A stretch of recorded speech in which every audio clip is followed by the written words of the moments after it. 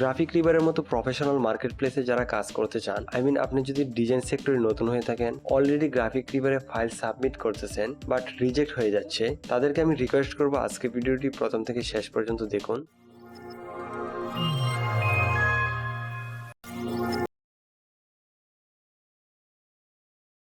আসসালামু আলাইকুম এভরিওয়ান, আশা করি সবাই ভালো আছেন এবং সুস্থ আছেন।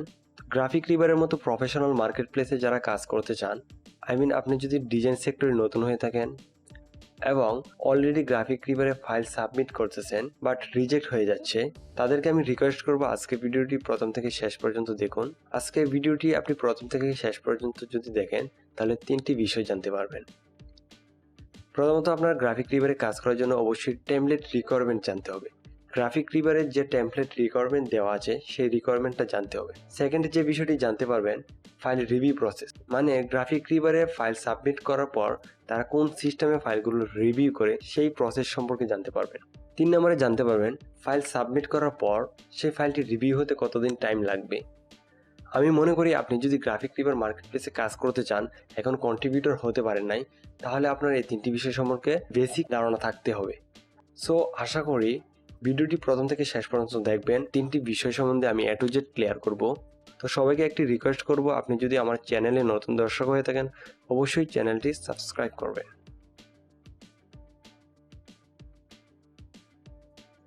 তো প্রথমত আমাদের জানতে হবে গ্রাফিক্রিভারে কাজ করার জন্য টেমপ্লেট রিকোয়ারমেন্ট।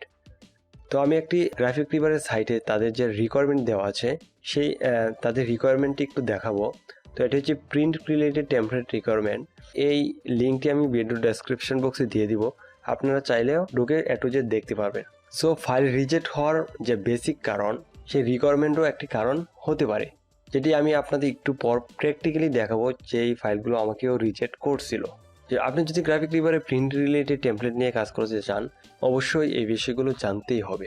তো এই বিষয়গুলো আপনারা একটু পড়ে নেবেন। তো টেকনিক্যাল কিছু রিকোয়ারমেন্ট দেখি একটি আর্টবোর্ড তৈরি করবেন, অবশ্যই CMYK এবং 300 DPI নিয়ে নেবেন। অবশ্যই আমরা জানি প্রিন্ট রিলেটেড ডিজাইন করার জন্য ব্লিড নিতে হয়। দেখেন এখানে সুন্দর করে দেখা যাচ্ছে যে অবশ্যই আমাদের ব্লিড নিতে হবে।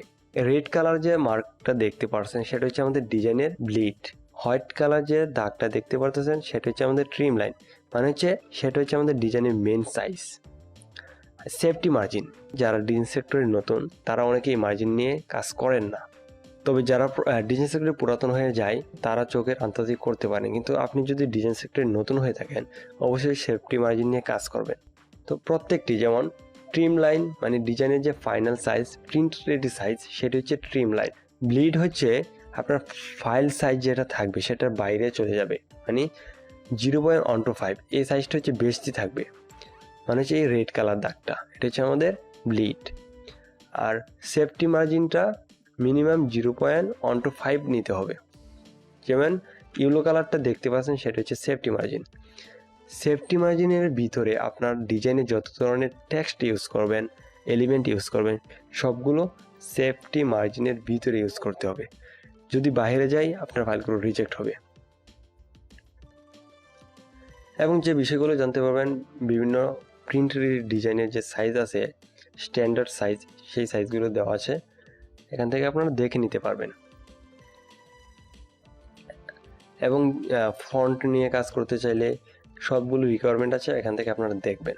তো এখন আমি প্র্যাকটিক্যালি যে বিষয়টি দেখাবো, এই সেফটি মার্জিনের জন্য যে ডিজাইন রিজেক্ট করে আপনারা একটু প্র্যাকটিক্যালি দেখেন।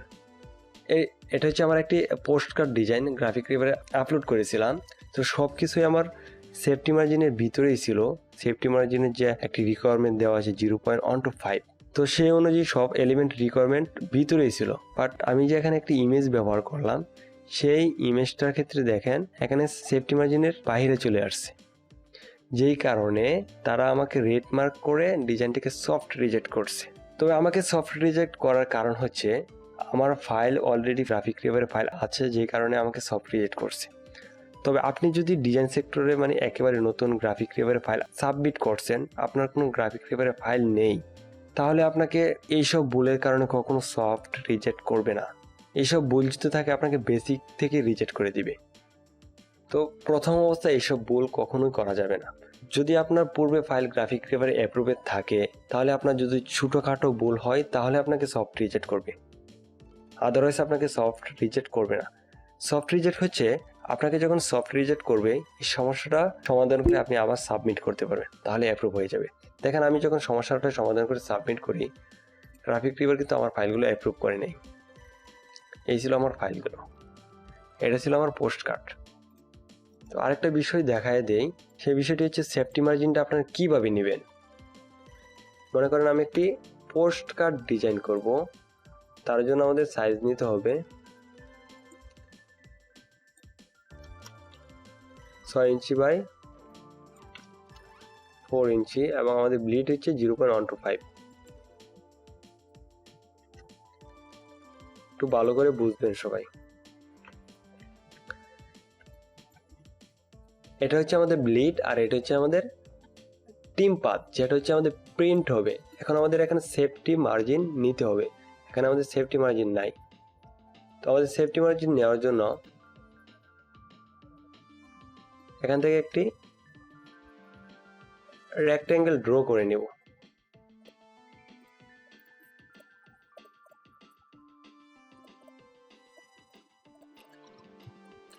সেটা আপনার আন্দাজে নেবেন, একটু বেশি হয় যেন, 0.125ও নিতে পারেন, একটু বেশিও নিতে পারেন, সমস্যা নাই। রেক্ট্যাঙ্গেল ড্র করে এখান থেকে Ctrl+R দিলে আপনার একটি রোলার আসবে, এখান থেকে টান দিয়ে একটি রোলার বসিয়ে নেবেন, ঠিক এইভাবে। এখন এই দুই পাশে রোলার বসে গেল, এখন এটাকে আবার এই পাশে নিয়ে আসবেন,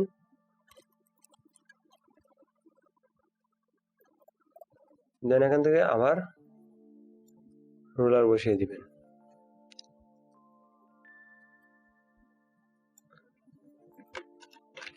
এইভাবে সেফটি মার্জিন ক্রিয়েট করে নেবেন। দেখেন এটা হচ্ছে আমাদের সেফটি মার্জিন, এটার ভিতরে যত ধরনের টেক্সট এলিমেন্ট আছে সবগুলো এটার ভিতরে ইউজ করবেন, আর বাইরে যাইবেন না। ওকে, শুধু এই না যে আপনার এই সমস্যাগুলো সলভ থাকবো, আপনার ডিজাইনগুলো অ্যাপ্রুভ হয়ে যাবে তাই না, আপনার বেসিক লেভেল থেকে রিজেক্ট হওয়ার এটিও একটি কারণ হতে পারে। কারণ এইসব ভুলের কারণে যদি আপনার ফাইল রিজেক্ট করে কখনো আপনাকে সফট রিজেক্ট দিয়ে জানাবে না, যে কারণে গ্রাফিক্রিভারে অ্যাপ্রুভ করানোর ডিজাইনটা খুবই কঠিন।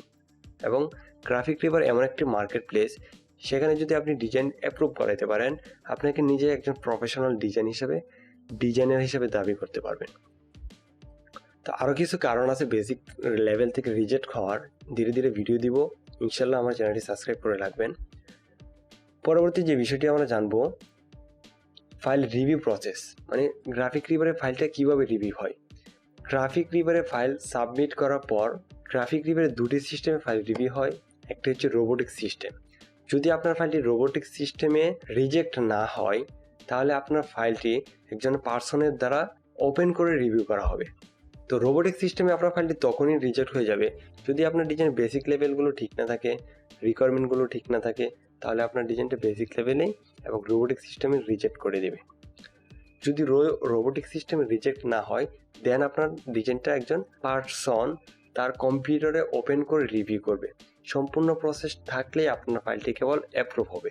বুঝতে পারছেন, যে কারণে গ্রাফিক্রিভারে ফাইল অ্যাপ্রুভেট করানো অনেকটাই কঠিন।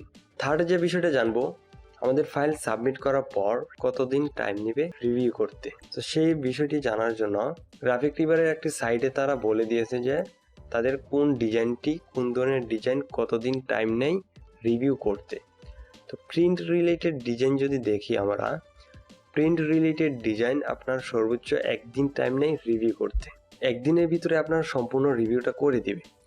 যদি রোবোটিক সিস্টেমের রিজেক্ট করে আপনার ফাইলটি বা ডিজাইনটি সর্বোচ্চ 30 মিনিটের ভিতরে রিজেক্ট হয়ে যাবে। আর যদি রোবোটিক সিস্টেমে রিজেক্ট না হয়, যদি একজন পার্সন আপনার ডিজাইনটিকে ওপেন করে রিভিউ করে তাহলে 24 ঘন্টার ভিতরে জানিয়ে দিবে আপনার ফাইলটি কি অ্যাপ্রুভ হলো নাকি রিজেক্ট হয়েছে। আশা করি বুঝতে পারছেন। তো এই লিঙ্কটি আমার ভিডিও ডেসক্রিপশন বক্সে দেওয়া থাকবে, আপনারা অবশ্যই অ্যাডওয়েজেট দেখবেন, ওপেন করে আপনারা নিজেরাও একটু দেখবেন। আমি আশা করি গ্রাফিক্রিভার সম্পর্কে ভালো একটি ধারণা দিতে পারছি। অবশ্যই ধারাবাহিক ভিডিও দিব। আপনারা কি কি প্রবলেম ফেস করতেছেন অবশ্যই আমাকে কমেন্ট বক্সে জানাবেন, ইনশাআল্লাহ আমি সলভ করে দেওয়ার চেষ্টা করব। সো এভরিওয়ান, সবাই ভালো থাকবেন, সুস্থ থাকবেন। আসসালামু আলাইকুম।